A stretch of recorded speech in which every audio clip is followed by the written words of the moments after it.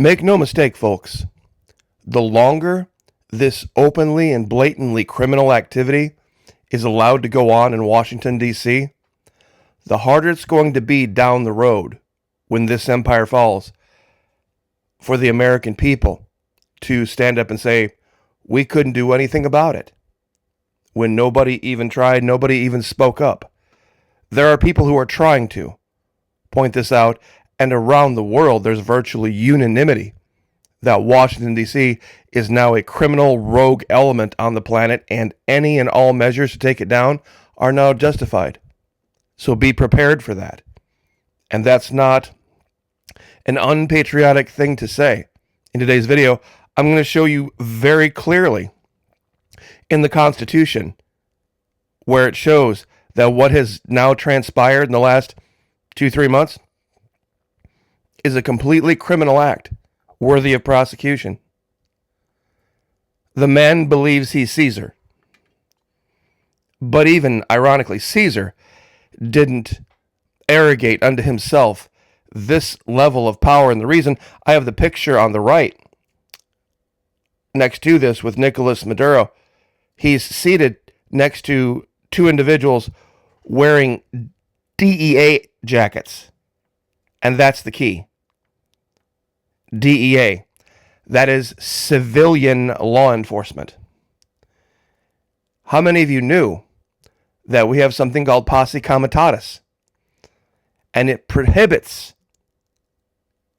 the military in any way, shape, or form to be involved in any kind of civilian law enforcement, regardless of whether it's here or overseas.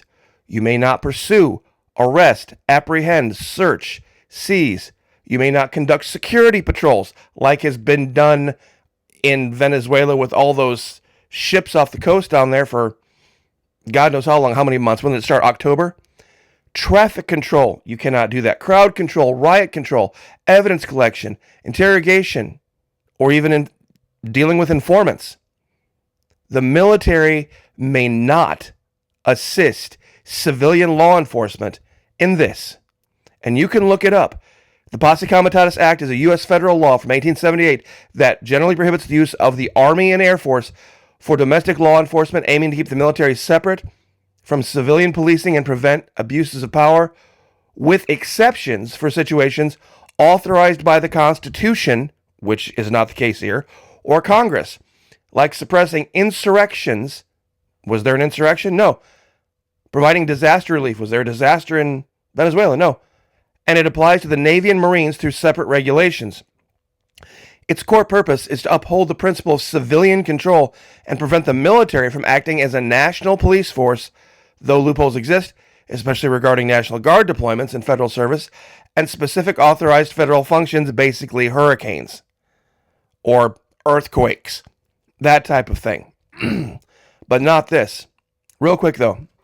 I never want to get too far into these videos without stopping to let everybody know there would not be these videos if it were not those who had stepped up over at the Florida Monkey Patreon channel and kept things going. God bless every single one of you who has. Thank you so much. I'm catching up on some messages over there. I know some of you have sent me some. I'm getting to them. Just be patient. If you'd like to join us over there, we talk about military-level psychological operations. Why do we do that? That was my job in the military. It was a long, long, long time ago, but the basic principles still apply. And if you understand how they can report things in the media or put things out on the internet in ways using tactics and techniques of language that make it seem like what they're doing is patriotic, what they're doing is in the best interest of the American people, what they're doing is in the best interest of the world, blah, blah, blah, blah, blah. Folks, join us. Love to have you. You know what? And if it's not for you over there, best part is fully refundable first 90 days, no questions asked, hundreds of videos. Let's get right to it. One of the big arguments that I've seen now pushed out online is that, Florida Maquis, don't you know that it wasn't Donald Trump that initially put out the bounty on Nicolas Maduro and this make-believe cartel of the Suns, Cartel de los Soles? It was Obama. It was Obama, and he put it out, and then Biden raised it. So why are you a Democrat if you're against? The reason Obama and Biden put out and then raised the bounty on Nicolas Maduro was because they knew what the Constitution said. You don't put out a bounty on someone if you can just use your military to go get them. That's kind of stupid, isn't it? If Barack Obama or Joe Biden had thought they could just sail the military down to Venezuela and go take the guy, they would have. But the reason they said, look, we're handcuffed. The Constitution, Posse Comitatus, doesn't give us the ability to do that as a government. So we're going to put out a bounty so that maybe there's some civilian entities, maybe down in South America, maybe here, that can go get him. See, Trump even raised it to 50, but he didn't realize why. There was a bounty to begin with. And let's be very clear. A U.S. service member, let's ask, can U.S. servicemen be bounty hunters while on duty?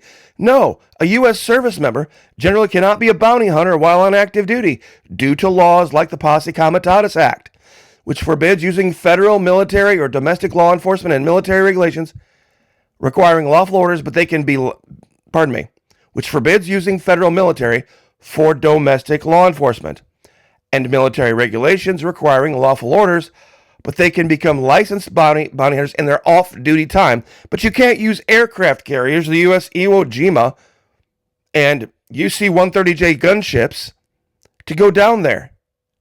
And that's the reason I started out with the picture I did, to conduct a civilian law enforcement activity. It's unconstitutional and illegal. And now, believe it or not, this Cartel de los Soles is make-believe. The U.S. Justice Department has now come out and said, and here's, by the way, state.gov releases from back in November, terrorist designation of Cartel de los Soles. So this was something that the U.S. did put out officially, that their reason for going to get him is that he was the head of some drug cartel, terrorist, narco-terrorist, whatever. Now the DOJ, when they've actually been dragged into court before a judge, has had to admit that there is no such drug trafficking group named the Cartel de los Soles. It was a euphemism. The idea Cartel de los Soles, basically it would be like trying to find the actual organization called the Deep State. You see, it's not a real organization. There are people that do things behind the scenes in Washington, D.C. that affect things that we don't know about, but it's not an official organization. Neither was it called Cartel de los Soles. But wait a minute. That is why, that's the basis that they had for all the indictments. And on top of that, now we've conducted high seas piracy. Killed 100 guys in those alleged drug boats. Alleged Florida Maquis. What do you mean alleged drug boats? Okay, let's say they're drug boats. They weren't headed for the United States. Well, how can you prove that? We will later on in the video. It's just too simple, folks. Let me show you something. In fact, we'll do it right now. You see these boats? Let's get a closer up view here. These boats, this size, with these kind of engines on them, get maybe, and you can look this up for yourself, there's all sorts of charts online, running full capacity, which they would have to do to have this amount of weight aboard, get maybe a third of a mile to a gallon of gasoline. Yes, that's right. You heard me right.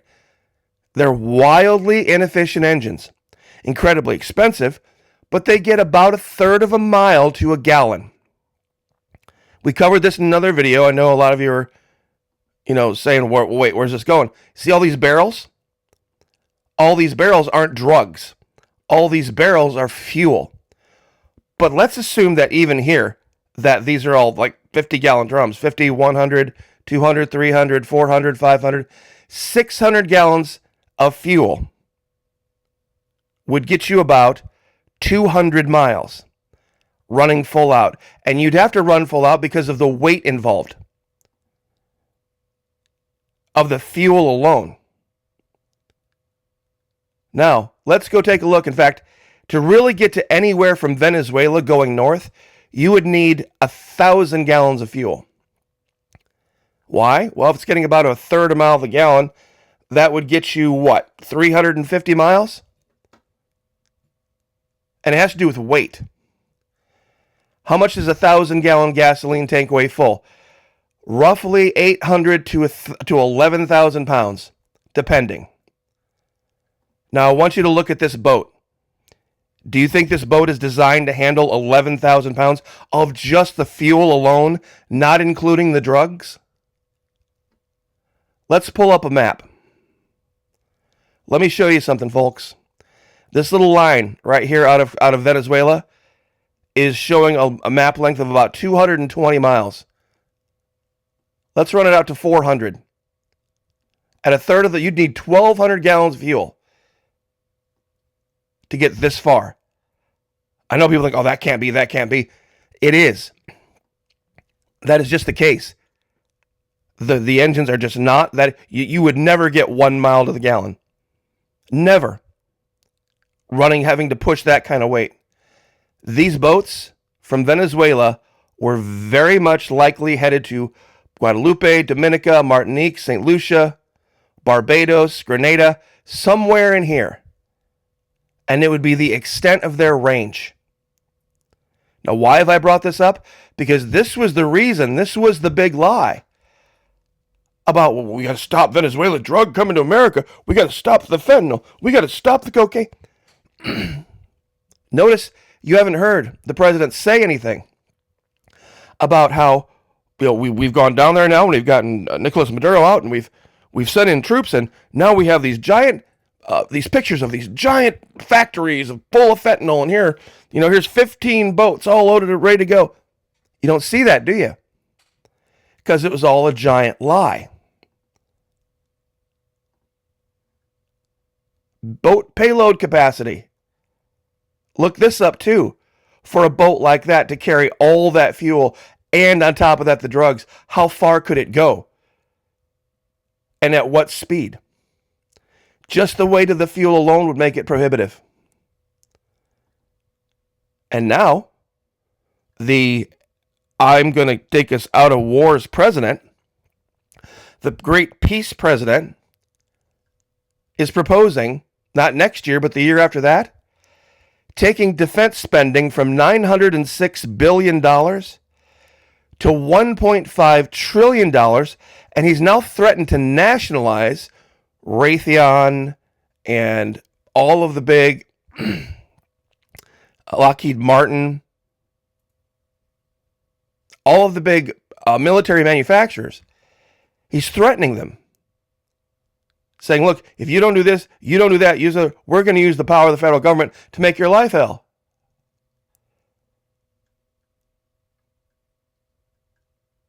Let's see down here. Trump on Wednesday also threatened to cut off Pentagon purchases from Raytheon if it didn't end the practice of stock buybacks and invest more profits into building out its weapons manufacturing capacity. Let me translate for you. Either you make giving the U.S. your product at whatever price we want to pay for it the number one priority, and not your own profits your number one priority, or we're going to destroy your business. How is that not socialism?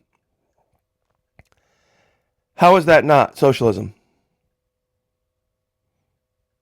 Where the government steps in with a business, a for-profit business, and says, you either make our government goals your goals and stop worrying about your profits, or we'll make sure you don't have any to give to anybody. In 2025, Trump's first year back, he bombed 7 countries. Iran, Iraq, Nigeria, Somalia, Syria, Venezuela, and Yemen. The peace president. And I'll leave with this. I know this is kind of hard to see. It was the best thing I could do with a screenshot from X. This woman nails it perfectly from Venezuela. Step 1, invent a cartel. Step 2, call it terrorist. Step 3, claim a foreign president leads it without a single judicial process. Step 4, reclassify the military strike as counterterrorism to skip Congress. Step 5, kidnap the leader of a sovereign state. Step 6, after the operation, quietly admit the cartel never existed. Even the UN Security Council called it what it is, an illegal act of aggression. It wasn't about democracy for the people of Venezuela. It wasn't about drugs coming to America. It wasn't about terrorism. It's a resource grab because that's all the president has talked about. All these millions of barrels of oil, 50 million barrels of oil, by the way, will get the U.S. through about 3 days. Let me say that again. The 50 million barrels of oil that the U.S. has now said is guaranteed coming to the U.S. from Venezuela will get the U.S. for about 3 days. 2003, Iraq's gold. 2026, Venezuela's oil. The world is finally seeing it, though. The world is seeing it, and I'm going to report it because this thing with Venezuela, you can go to my channel and go back all the way to 2018, Trump's first foray into this ridiculousness down there that failed miserably.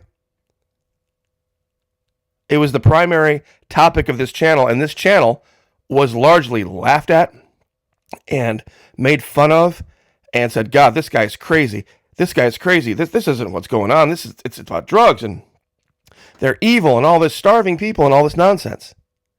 And now here we are. Here we are and almost 10 years later, and everything I said is coming true. How did I know it? Am I some kind of savant? No, I was just in the military when Venezuela was our ally. The last thing he wanted to do was be a drug dealer and be caught in Venezuela. We were helping Venezuela. Venezuela was still socialist, but at the time, there were cooler heads prevailing in Washington, D.C. That one particular cooler head was a man named Ronald Reagan. Ronald Reagan now looks like, okay, well, maybe we need to just kind of bring Venezuela slowly kind of out of there. They have to be socialist for a while because all of the money coming into the country comes from oil production. So they have to nationalize their oil to be able to give their people money. Even Reagan understood that. Even Reagan knew that. He knew it was going to be a long process. The Colombians hated it. Why did the Colombians hate it? We might do another video on this. The Colombians hated this. In fact, they had threatened to invade Venezuela because the U.S. was dumping, back in the 80s, the U.S. was dumping all sorts of money into Venezuela, trying to stop the Colombian drug trade. And the Colombians said, look, here's the deal. We'll roll in there and, we'll end this, this oil nonsense, once and for all. And you know what Ronald Reagan did in response to that threat from Colombia? He gave Venezuela the first, here's a little tidbit for you. The first non-NATO country to get the F-16 was Venezuela, and Venezuela got it from Ronald Reagan while Venezuela was still socialist. It was a deterrence to invasion from Colombia. So this nonsense, bullshit, garbage lie coming from Donald Trump about Venezuela sending fentanyl to America is all, anybody who was involved in this or knew anything about this during that time knows how ridiculous that story is. Socialist countries have absolutely no use for the kind of people that deal and sell drugs. They use socialism to engineer society. There's an argument against that. Because when you have freedom and liberty, you have messy, disorganized, and sometimes bad things happen, but you don't have iron fist government control. And that's where a lot of people say socialism leads. But down there, they banned usury. They banned gay marriage. They banned pornography. There's no such thing as trans, surgeries. This doesn't exist in Venezuela. They defined marriage as only between a man and a woman. If you want a job, you're guaranteed a job. May not make a lot of money, but you're guaranteed. For the elderly, if you want to work, they'll find you a job. And down there, you have a constitutional duty to work. There's none of this free handouts type of progressive socialism that exists in North America. Whereas Colombia, it's just, winner take all, whatever the hell goes, child prostitution, drug dealing, all sorts of any possible sin you could imagine is encouraged as long as it makes somebody money. That's the difference between Colombia and Venezuela. It's a great dichotomy to see. Before the issue in Syria, because of the ongoing drug wars, and really the wars between the FARC and the ELN and the drug cartels, there were almost 6 million displaced Colombians, had no place to live because of these wars. Where did they go? The 6 million displaced Colombians, they went to Venezuela. Venezuela took them in, gave them homes, gave them food, gave them shelter and education and jobs. It was the largest displaced group of people on the entire planet. Right in our so-called backyard, but nobody wanted to do anything about it. Everybody kept looking the other way. It wasn't a story anybody wanted to hear. Everybody just wanted to watch Miami Vice and think that they knew everything they needed to know. So, anyway, I will leave it there. God bless. Pray for each other. Pray for the people of Venezuela. Pray for me. I'll pray for you. Lift each other up. Like, share, subscribe. I'll see you guys next time.